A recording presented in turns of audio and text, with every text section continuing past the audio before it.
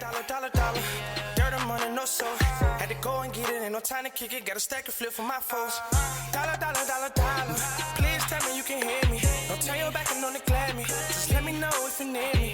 Dollar. Let me watch out for my partners. Keep my money long, get my team strong. Let me run away from my problems. Yup, what's good, original crew, man? We're back. Today, man, we got 6 most disturbing Wikipedia articles. Now, I ain't gonna hold you. You can't trust everything you see on Wikipedia. I got some right here. You can't trust everything you see on Wikipedia. If you know, you know. Wikipedia is not at all a credible source. Same way Reddit is not a credible source. I can't necessarily vouch on for things that you might come across and read on Reddit or Wikipedia because anybody can post anything.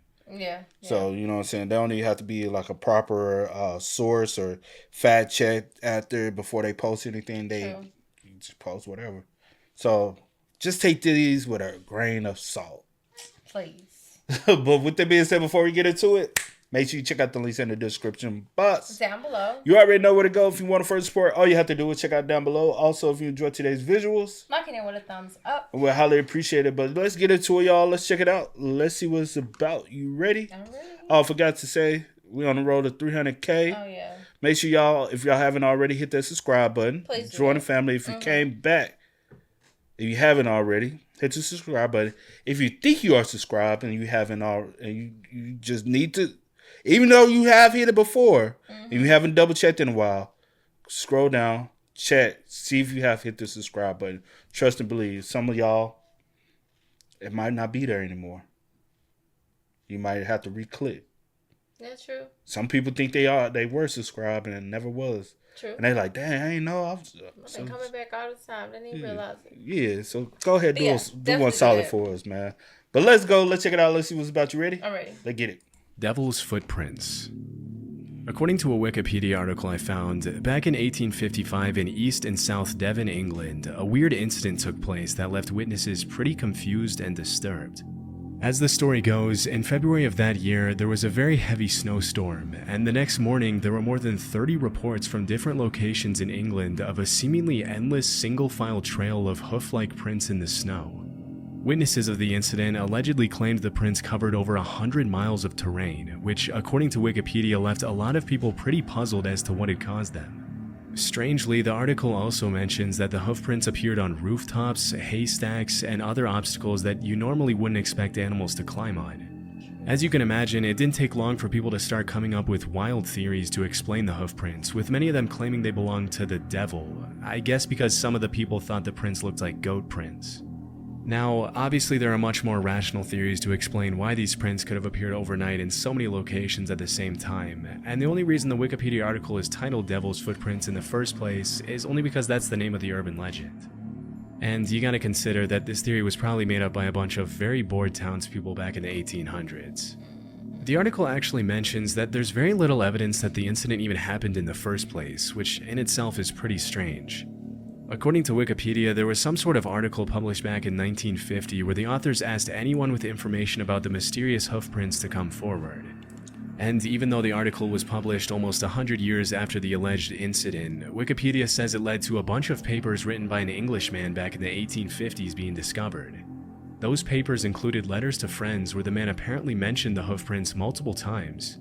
Interestingly, in one of the letters, the man admitted that he made up the story about the prints belonging to a bunch of kangaroos that had supposedly escaped from a rich guy's collection of wild animals to keep the people from thinking the prints actually belonged to the devil.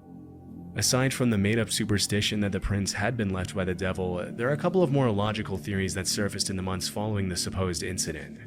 According to a local guy named Major Carter, the prints hadn't been caused by any animal, but by a balloon that had actually been released from a nearby dockyard with the shackles still attached to the ropes, which would explain why they appeared in single file. Still, skeptics have pointed out how incredibly unlikely it would be for a balloon to travel so far without being stopped by obstacles like trees or houses. Other sources who have researched the incident in depth have clarified that it would have been impossible for the tracks to span anything close to 100 miles, and that this part of the story was probably just made up or greatly exaggerated. According to Wikipedia, the other widely accepted theory for the hoofprints is that it could have just been badgers that, for whatever reason, decided to go hunting that evening, as this is the animal that would leave the most similar prints to the ones that people reported seeing. But even though there's a bunch of reasonable explanations, the fact remains that there isn't any conclusive evidence to prove where these hoofprints came from, and this is probably just one of those niche historical events that's going to remain a mystery forever. Yeah. That definitely sounds like a mystery, because I'm like... Or it could be just a lie. Yeah. You think back in the day people used to be that damn bored, they'd just come up with a lie? Yeah, I was watching, I can't remember what it's called, but it was like, kind of like this... like a village, like a small village back in that time. And it was about this woman. They made up like this elaborate story about, I don't want to explain it because I really can't remember. But yeah, but they had, one person made up this lie about this woman and it spread it all throughout the village and they just ran with it. And it was just kind of like this They thing. be that damn bored, nothing going on. Yeah, it's based on a true story. And I'm just like, what? Like, what are y'all, like, she really was bored and miserable and mad at the world, and so she just made up this lie. And I'm like, stuff like that really, like, happens. And then, the rumors get across the village and everybody just run with it, and you put fear in people or have people believe in, like, these crazy stories. Elaborate stories, yeah. Yeah, so. Like, you just gotta imagine how bored people had to be back then, how miserable it had to be to live back then. It's just like, just sitting up in my house all day, and I already read the paper for the day, if they even had papers. I'm like, I should get papers. Yeah. And then just say, bro, just imagine what they did before they even had newspapers. Yeah. Oh my gosh, bro. True. Bro, you know how hot it would be? Sitting in fucking wooden ass houses all day? With nothing. Bro. Yo, them houses back at your mama brother on the farm. Them old plantation homes. Just imagine living in one of them back in the day. Yeah, true. Boy, no wonder why everybody was little back then. You had number time to sweat. I swear, when we used to visit my uncle, my grandmother's brother, my great uncle, when we used to visit him. Because, I told you his house was tucked in the back. Yeah. Bro, it used to be so hot. Like, oh my God. And I bet he was thin as water, wasn't he? He was little. Because he was short and little with that. He had time to do number sweats. His wife was little, baby. It was. They sweating all that out. Hot, honey. I'd rather be outside in the summertime because the house is even worse. Yeah, because it'd be wood houses and the heat traps in those. Bruh. It was crazy. So, they mind getting delusional too in that heat. They mind just playing tricks. So, I'm hot as hell. Yeah. Just imagine, bro. Belmes Faces. Belmes is a tiny little village and municipality with less than 3,000 inhabitants in Cordoba, Spain. It's not really known for anything too extraordinary, except for this one occurrence documented on Wikipedia that talks about something pretty strange that happened there back in the 70s. According to the article, on August 23, 1971, a Belmes resident named Maria Camara claimed that a human face with a creepy expression had appeared out of nowhere on her concrete kitchen floor. As per Maria's own testimony, as soon as she saw the face, she was so disturbed, and knowing that she wasn't going to be able to unsee it, she called her husband Juan and their son Miguel, after which they destroyed the face with a pickaxe and laid down new concrete. As the story goes, after the new concrete was placed, a new face appeared on the floor just a few days later. The Wikipedia article mentions that at this point, Maria and her family reported the incident to the mayor of Belmes, who ordered the concrete to be carefully removed to be studied. Doing more research on the story, I found that after they removed the second slab of concrete, a bunch of seriously disturbing faces allegedly started appearing all over the house, and pretty soon Maria's house was being advertised to tourists from all over Spain as the house of... Now y'all want to make money off of me? What you said? Y'all gonna make money? Nah, I'm a brand. My stuff. I'm a tour. I'm a lease my house out for a tour. Stay here. Nah. Oh wait, no. It says. What you say now for? No, say what it says because you better read it. Y'all know what it is. Those Spanish classes depend on. Yeah, I know a little. I know. She know about it as much as I do. And I took it 1 year and I failed. And we both know the same amount of Spanish. You want to tell how many years you took Spanish? Well, let me tell you the reason why. Let me just tell y'all something real quick since you like to always, do this. I took it in high school, my sophomore and junior year. 2 years. And then I took it in college as well. I took 1 and 2 in college. But the crazy thing about it, when I took it in college, 1, I literally learned the same thing I learned in high school. So it was just a repeat. Like, I didn't learn anything new. Okay, you so, should be a little fluent. So in 2, when I took 2, it was just more so, we did have to, like, the whole class was just speaking in Spanish.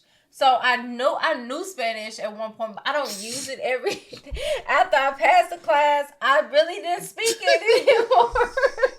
I was so she had 4 classes. But I can't understand Spanish. it a little bit. Like if I hear it, I can kind of understand it and pick up on things. But I'm not fluent. I'm not. But that's. I mean, you can whatever. Mind your business. What you know? No habla. Come on, bro. No habla. All I know is no me gusta. No me gusta. Si, señor. I know about my A's and O's, so I know this is about a man.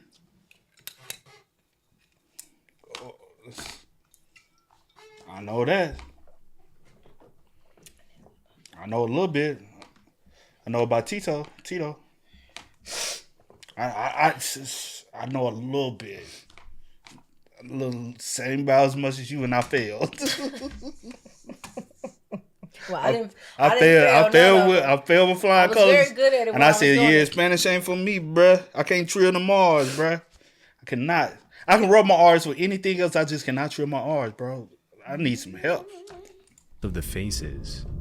According to Wikipedia, less than 9 months later, hundreds of tourists from all over the country were traveling to Belmes to catch a glimpse of the Faces. My house. And apparently the buzz didn't stop there. For the next 3 decades, Maria and her family continued to allege that disturbing faces were appearing all over their house, sometimes in just a matter of seconds and right in front of their eyes. As you can probably guess, because of the amount of attention the house was getting, the authorities decided to carry out some investigations to determine whether Maria and her family were making it all up or whether something else was actually taking place at the house. This is where the story starts to get a little strange. Even though several tests were carried out to determine whether or not the faces had been painted on the concrete by hand, the results of a lot of the tests contradicted each other. And to this day, it's still unknown whether or not the faces were painted by Maria and her family. The case even drew the attention of a bunch of paranormal investigators, and a few of them claimed that while they were conducting experiments on the house, they supposedly started hearing voices when there was nobody else in the house, and they allegedly even saw new faces pop out of nowhere on the concrete while they were there. But as it often happens, the authorities accused the investigators of carrying out their experiments without the proper controls and documentation, which took pretty much all the credibility out of what they said they found at the house. To this day, nobody really knows where the faces came from, but the most widely accepted theory is that Maria and her family made the whole thing up pretty convincingly and capitalized on the media frenzy for financial gain. To the skeptics, the media is just as much to blame as Maria for publishing so many sensationalist pieces on the house, which made it incredibly difficult for the authorities to carry out the proper tests and get credible results. You think it's real? I don't know. It could be. I mean, because we didn't stop trying to debunk things. yeah, so I really have, child. Because you'll be so surprised of like stuff that happens that's like out of the norm. So I have no clue. But who are these people though? If it is true, shit, I'm gonna pimp it out and get some money too. Ha! If y'all can believe it, I'm gonna try to get a bag. Got a bag off you. Got a bag off you. Like, next, child. Shit. Hey, you know what I mean? I hear you, child. List of unexplained sounds. The content in the Wikipedia article named List of Unexplained Sounds is just as strange as the title suggests. The article is pretty much a list of sounds that have been picked up in remote locations all over the world by the most state-of-the-art hydrophones known to man. For those that don't know, a hydrophone is just an underwater device that detects and records ocean sounds from all directions. As mentioned in the introduction of the article, the sound files had to be sped up to 16 times the original speed, and their frequency was also raised to make them audible. What's so interesting about these sounds is that nobody knows what's causing them, which is kind of disturbing considering they're all coming from remote locations like the bottom of the ocean and far beneath the Earth's surface. For example, one of the unidentified sounds is called upsweep, and it was picked up by the US Oceanic and Atmospheric Administration using its Pacific Ocean hydrophone array. As the article mentions, the sound was first discovered when the Pacific Marine Environmental Laboratory began recording with their hydrophone array somewhere in the ocean between New Zealand and South America. If you listen to the sound, which I'll play here in a second, you'll realize why it's called upsweep, as it comes across as a series of sound waves that go from low to high frequency. The Wikipedia article... He said the word. Okay, take it back real quick. See, stop playing. Babe. Put it down. Stop. Hold on, y'all. Stop. See, you got me laughing, bro. Yeah. Calm down. I'm sorry, y'all. Get serious. I'm trying to be serious, but you over here playing. And they just can't see it, but she playing, y'all. I'm not. I'm just here doing my thing, listening, trying to And take then you gonna try to pick up a weapon. You always talking about somebody picking up a weapon. Just what you always do. That's all you talk about. You picking up a weapon. You are. Hey, if I get stabbed over here, man, I'll just know who it is. Let's go. Comes across as a series of sound waves that go from low to high frequency. The Wikipedia article mentions that the sound appears to come and go depending on the season of the year, with the volume reaching its peak in spring and autumn. This is what it sounds like.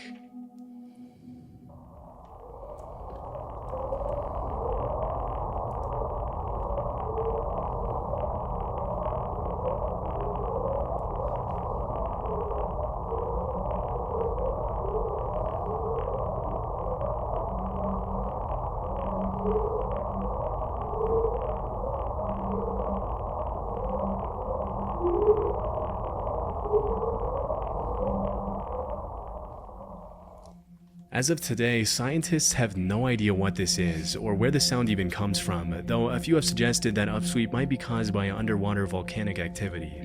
Interestingly, the volume of upsweep has been steadily declining since it was first recorded in 1991, another crazy thing scientists can't explain. This sound, and some of the other sounds in the article themselves, are honestly nothing out of the ordinary, but the fact that not even the top researchers in the field have a single clue as to what's causing them is a little disturbing when you really think about it. I don't know what that one, man. Yeah, that one is. It could be Like, listening to it, and again, it's at 20 times the speed of the original sound. Yeah. I don't know, it just could sound like water hitting off something, too. Like the ocean currents just, Yeah. you know, Yeah. not like that. No, in your head, you probably thought about,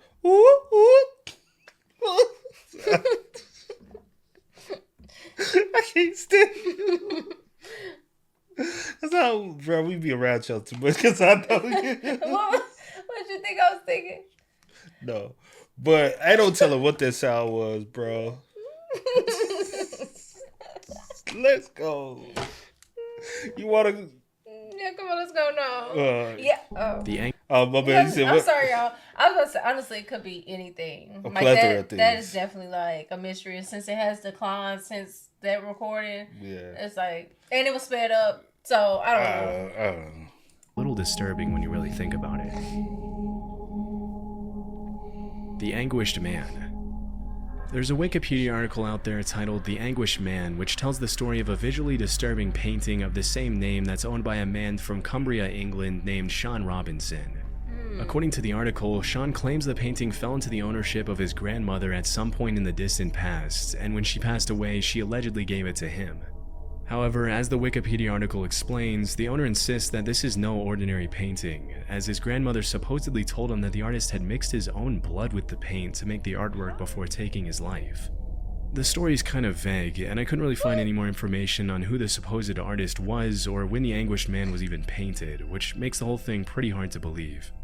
I did some more research and found other sources where Sean claims his grandmother hid the painting in her attic for over 25 years. As the story goes, before giving it to Sean, she mentioned that she had supposedly experienced paranormal activity at her house, with the dark figure of a man suddenly appearing at random times of the night, accompanied by the sounds of screaming, moaning, and crying.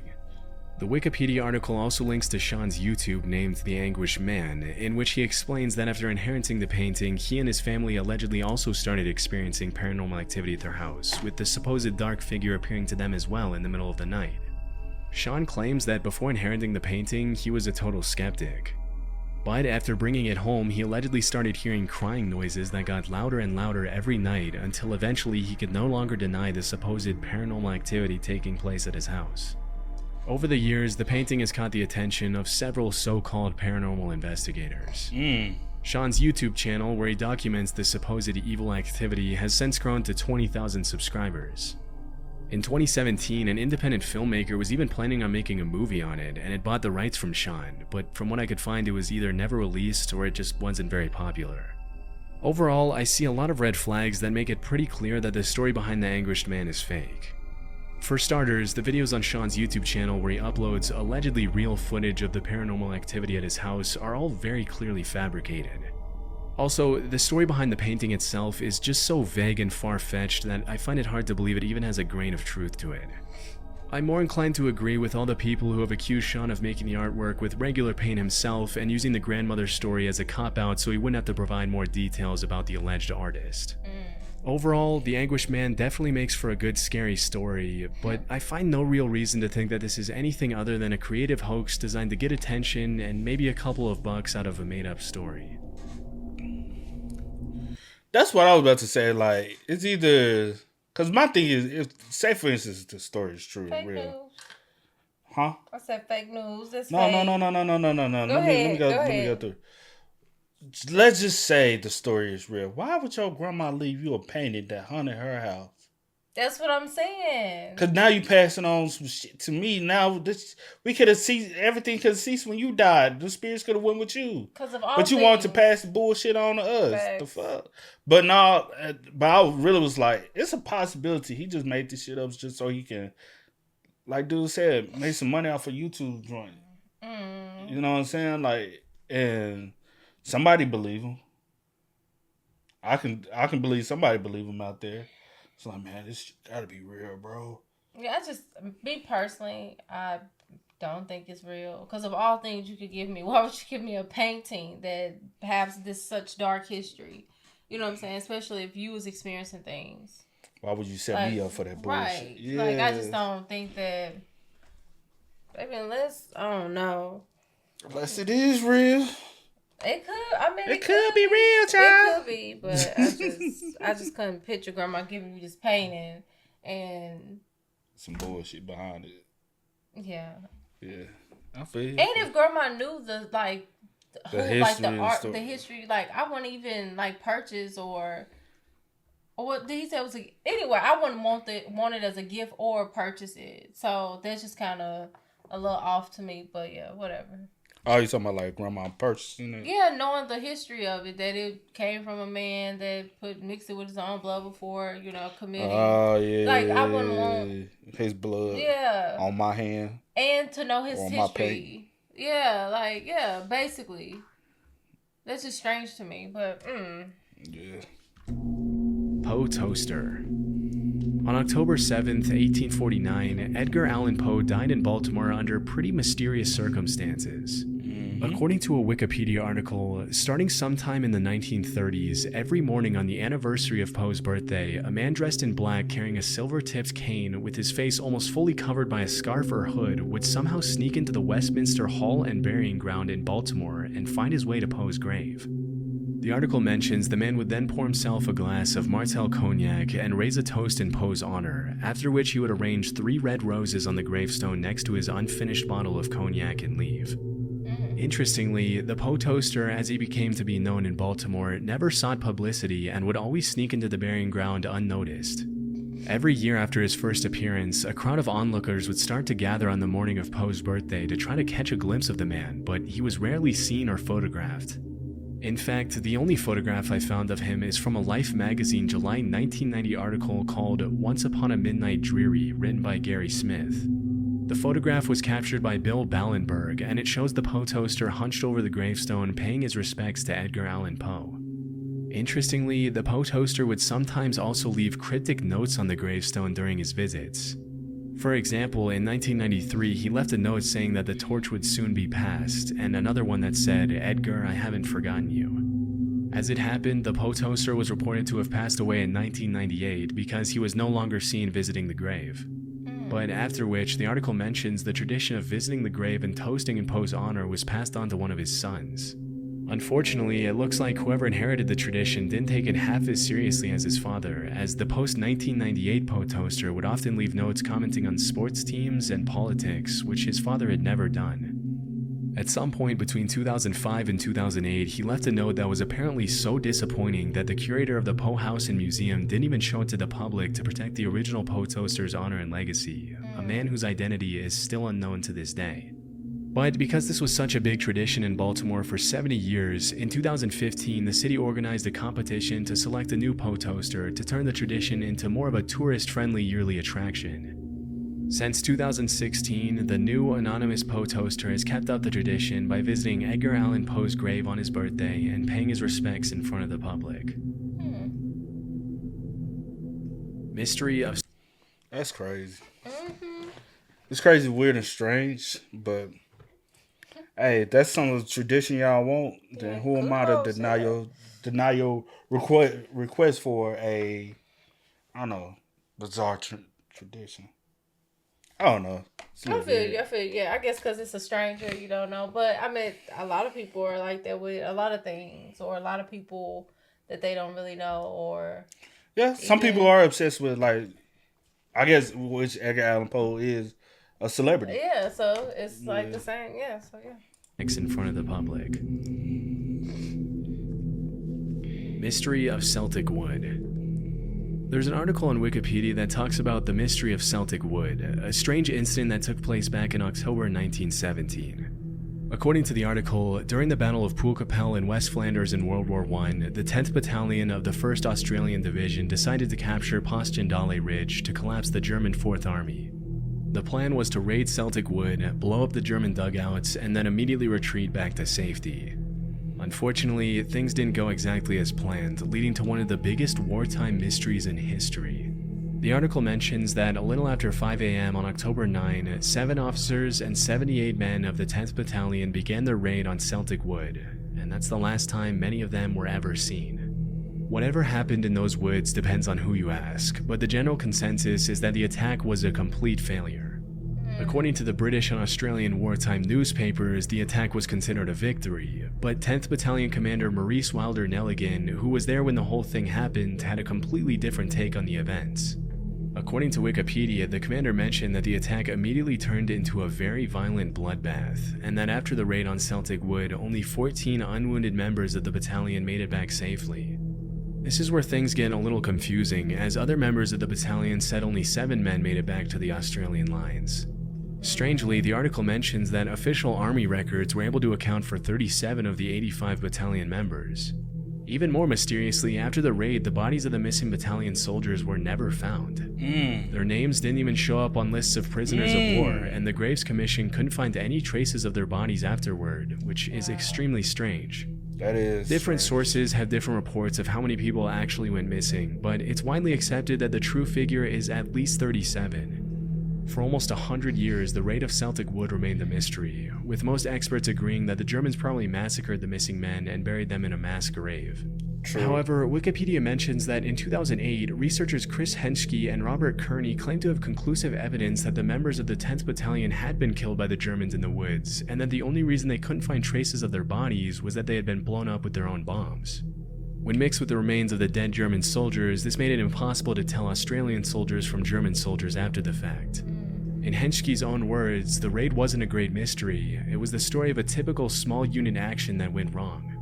However, not every expert agrees with this conclusion, and to this day, the raid of Celtic Wood remains one of the biggest, strangest World War I mysteries.